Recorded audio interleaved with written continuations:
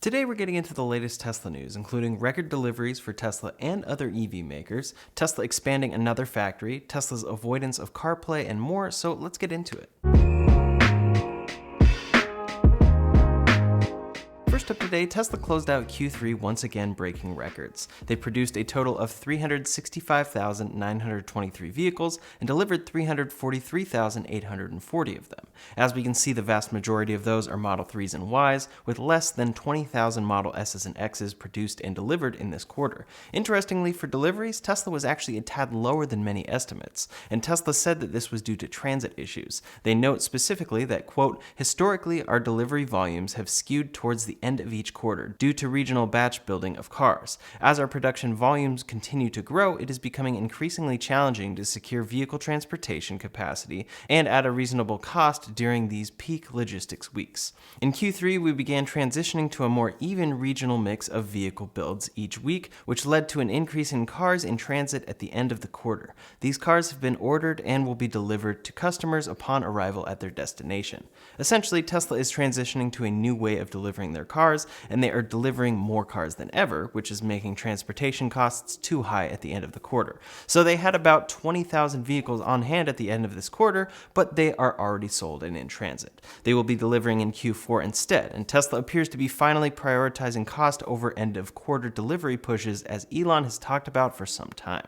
These challenges are what many are focused on, and some are drawing conclusions to Tesla's high pricing finally lowering their demand. Dan Ives said, quote, "The economy around the edges is still having a negative impact for Tesla that's mostly logistical, but that I think there is some demand issues sprinkled in there. There's a dark cloud over the auto sector and Tesla is not immune. Anything could be at play, but Tesla did break all records here by 30,000 vehicles. That's very impressive, and internal goals within Tesla show them aiming to produce 495,000 Model Ys and 3s in Q4. We'll see how that turns out and how things may change over the next few quarters, as they appear to be spreading deliveries out more evenly throughout each quarter. As for production, Giga Texas still remains a big question, and there seem to be a number of things holding back full production there. They just recently made their 10,000th Model Y, which is impressive, but pretty far behind its cousin factory over in Berlin. It's also not making a sizable impact yet when considering a goal of 495,000 vehicles in Q4 alone. Over in Berlin, Tesla hit a goal of making 1,000 Model Ys in a single week in June. Reports were then talking about them doubling that rate and aiming to build 2,000 a week within a few months of hitting that 1,000. Now Tesla has confirmed that they have done so. They tweeted a photo from their factory with the 2,000th Model Y saying, quote, 2K Model Y built at Giga Berlin this week. That doesn't necessarily mean that is where their weekly production rate is from now on, but if they are there or when they get there, that means that Giga Berlin is able to make over 100,000 Model Ys per year at that factory. These factories take time to scale, but are starting to make a sizable impact. I'm excited to see Giga Texas get to these numbers as well. Tesla's lead times online remain the same in the US, with a Model Y showing December 2022 to April 2023 delivery. In Q4, we'll likely see if there's any merit to the concerns about Tesla's demand. For one, people could be waiting for the tax credit to be in place for the Model Y in 2023, and for two, the base price of $65,900 could be pricing out even more people. Next up today, the factory that feeds Tesla's factory, Giga Nevada, is finally being expanded. Giga Nevada is very underappreciated because it's the factory, in partnership with Panasonic, that makes Tesla battery cells for the majority of Tesla's vehicles shipped in North America.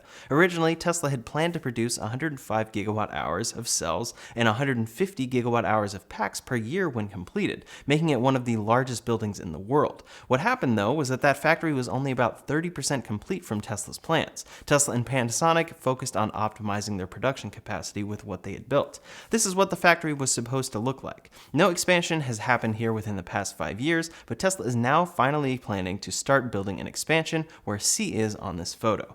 It will be used for battery cell manufacturing. It's unclear what they will be doing there, but it wouldn't be much of a surprise if this area was used for Tesla and Panasonic to work on 4680 cells together. There isn't a clear timeline, but this very well could be the start of Tesla expanding this factory to its original plans. They want to hit these original original output goals and process raw materials at this factory as well. It's another on the list of Tesla factories that is expanding, but this one might be the most important since there are no cars without the batteries to go inside of them. Next up today, one of Tesla's competitors had a great Q3 and looks to be expanding. GM has made a lot of promises when it comes to electrification. They are planning to at least announce 30 new EVs by 2025, built on their Ultium platform. So far, they've unveiled the Hummer EV and SUV, the Chevy Silverado EV, Cadillac Lyriq, Chevy Blazer EV, and Chevy Equinox EV. The aim for the MSRP of the Equinox is around $30,000, which would be a very desirable EV price point, but GM already ships an EV cheaper than this, the Chevy Bolt. The Bolt has been around for some time now and has gone through some reputation-harming battery struggles, but actually hit record sales in Q3. As part of GM's Q3 delivery results, they said they had, quote, record quarterly sales of the Chevrolet Bolt EV and Bolt EUV, which totaled 14,709 units combined. They are also anticipating Q4 to break more records, hitting a total of 44,000 in all of 2022. As a result, rather than this car being put on the back burner in favor of Ultium EVs, they are planning to ramp up production. Quote, in response to unprecedented customer demand, GM plans to increase calendar year production for global markets from approximately 44,000 vehicles in 2022 to more than 70,000 in 2023.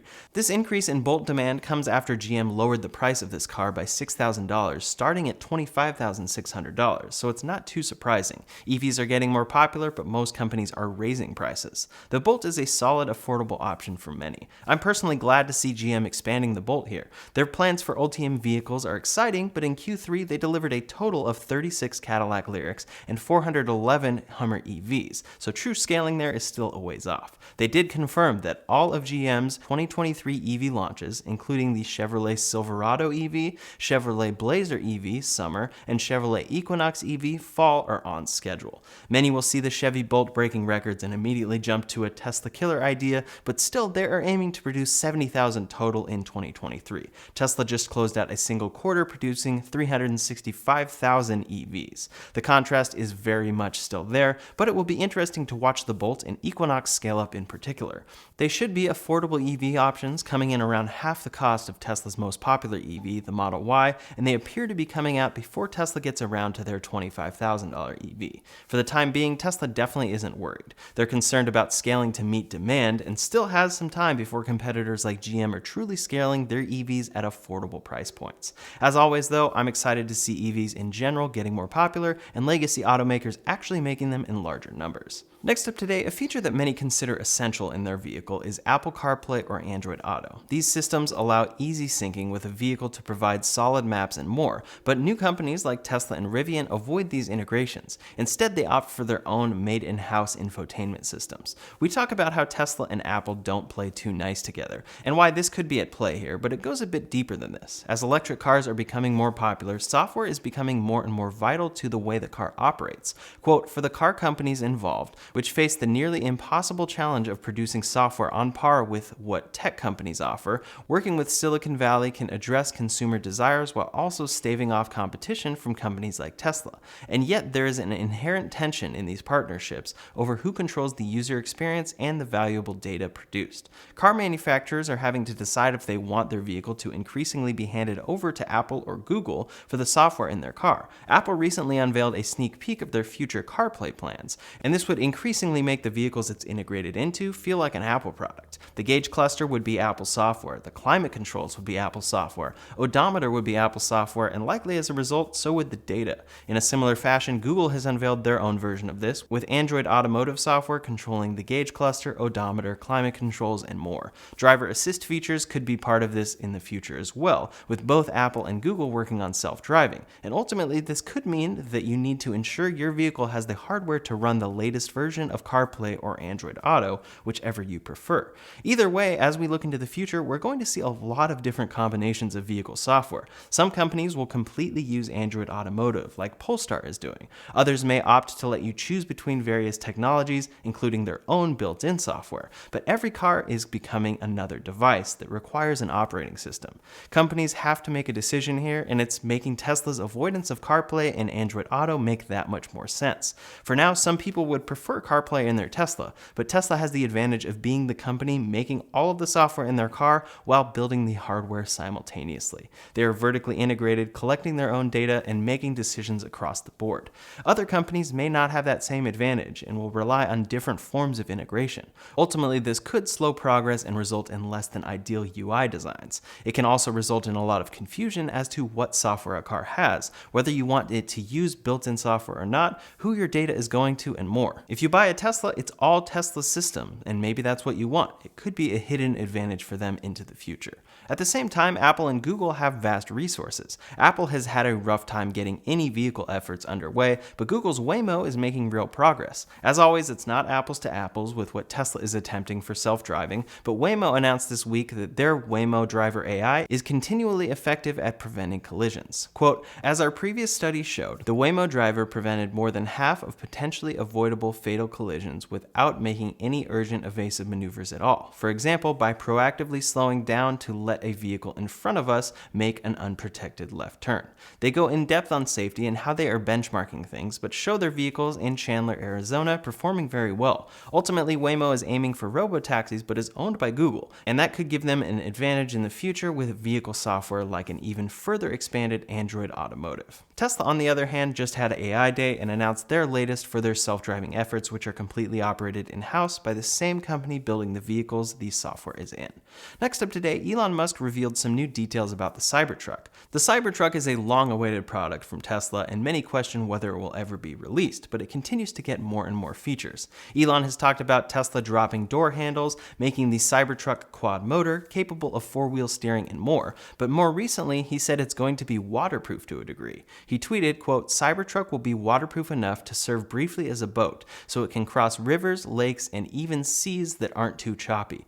Needs to be able to get from Starbase to South Padre Island, which requires crossing the channel. Teslas are already known to survive remarkably well when driven through water, even though this very much isn't recommended. Elon even tweeted back in 2016 saying, we don't recommend this, but Model S floats well enough to turn it into a boat for short periods of time, thrust via wheel rotation. Here, though, the Cybertruck would need to be capable of traveling about 360 meters or 1,100 feet. That's the shortest distance to cross the area Elon is talking about. Back in 2019, a render of the Cybertruck being used as a boat was posted on Twitter, and Elon said, quote, I think we could make that work. So this very much could be what he has in mind at Starbase. It's quite a crazy idea and promise, though. Many Tesla ideas and promises from Elon are exciting, but end up not coming true, or they come true in a very different way than expected, so I wouldn't be surprised if we don't see this happen. Still, it would be pretty remarkable to see. It would definitely be further proof that electric cars are more capable than gasoline vehicles, and Tesla wants to make the Cybertruck the ultimate off-road vehicle. If all goes well, production should start in mid-2023 at Giga, Texas for a floating Cybertruck.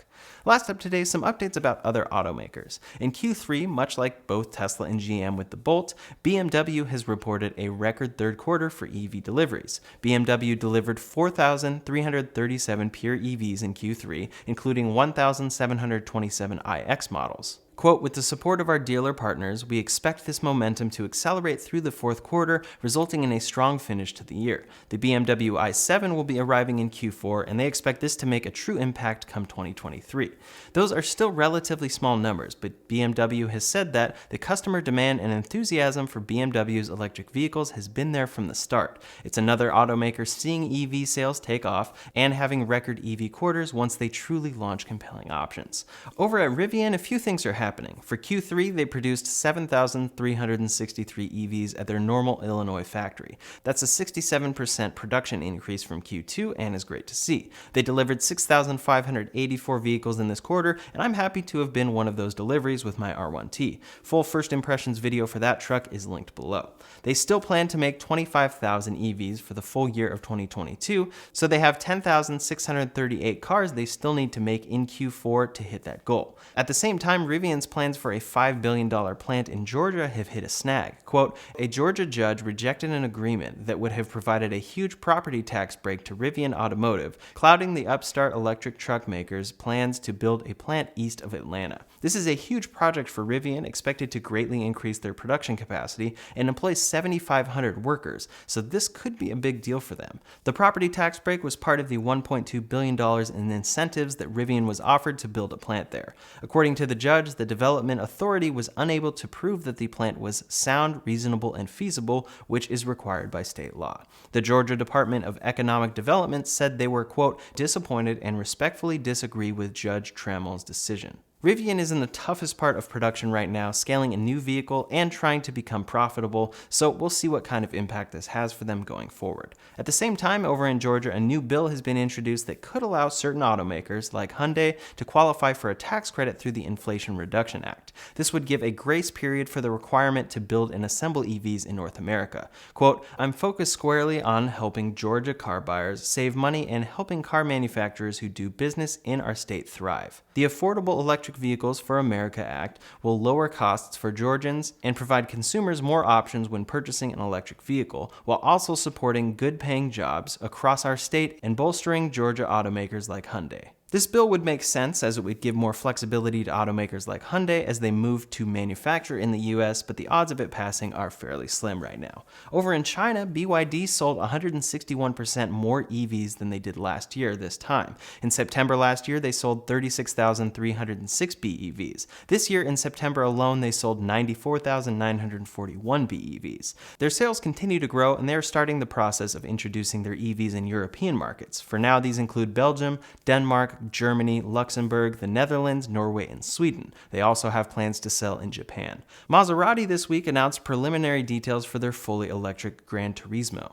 They are planning to shift to EV-only sales by 2030, and this car includes an 800-volt architecture, 270 kilowatt charging, a 0 to 60 in 2.7 seconds, and top speed of 199 miles per hour. It uses a 92.5 kilowatt hour battery pack, and they plan to have this available as part of their all-electric lineup by 2025. That's all the latest Tesla news for today, so in the meantime, if you want to see a full breakdown of Tesla's AI Day event, you can check that out linked up here or in the description below. Thanks so much for watching, and I'll see you on the next one.